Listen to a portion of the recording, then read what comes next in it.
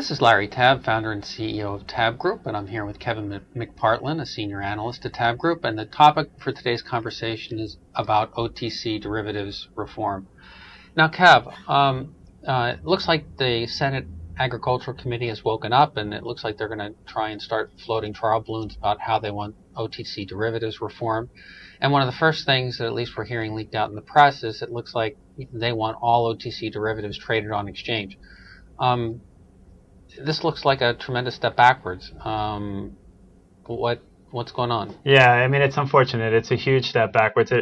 With the passage of the House bill, it really felt like we were getting somewhere. We were seeing realistic descriptions of how this market worked and a regulatory structure that could actually improve transparency without killing the OTC market that's become so vital to so many different parts of the economy.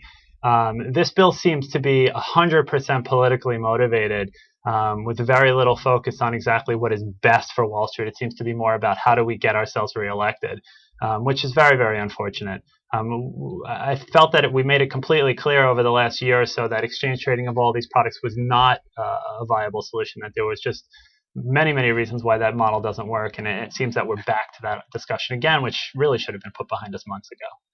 So do we think that there's any chance that this is going to get passed, or do we think that this is just kind of a political trial balloon that's just going to float around, get popped, and we'll be back to where we were with the Senate version and the Dodd bill, looking to say, there's this world of economic contracts with corporations that need to be, bespoke and over the counter, and then there's risk that needs to be taken between intermediaries, and that will try and push on exchange to get centrally cleared. Now, what's a little scary is that the Obama administration and the Treasury seem to be completely on board with this language.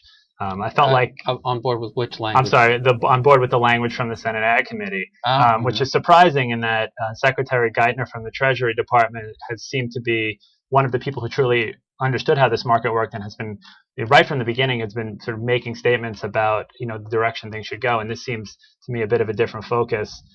There's also a huge dichotomy between the Democrats and the Republicans.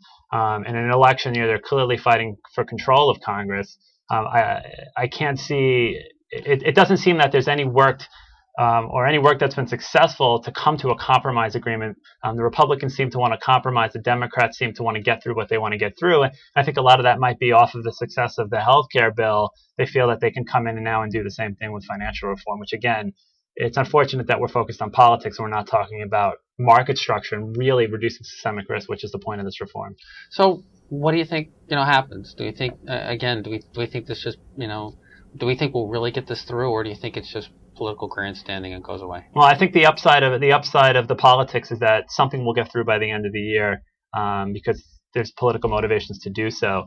However, the flip side, again, is, like I said, we might see some things go through that really just don't fit. I don't think we'll see anything as extreme as what's in the ag bill go through. I think cooler heads will prevail. And those that understand the market will make sure that we come up with something more realistic, more like what we've seen from the House in the past. So, yeah, there's definitely a bit of grandstanding, although we can't ignore it. We need to make sure that the real story gets out there and Congress understands how this market works. With that, I think we'll call it a day. I'm here with Kevin McPartland, a senior analyst at TABB Group. Myself, Larry TABB, founder and CEO of TABB Group. And until next time, thanks very much.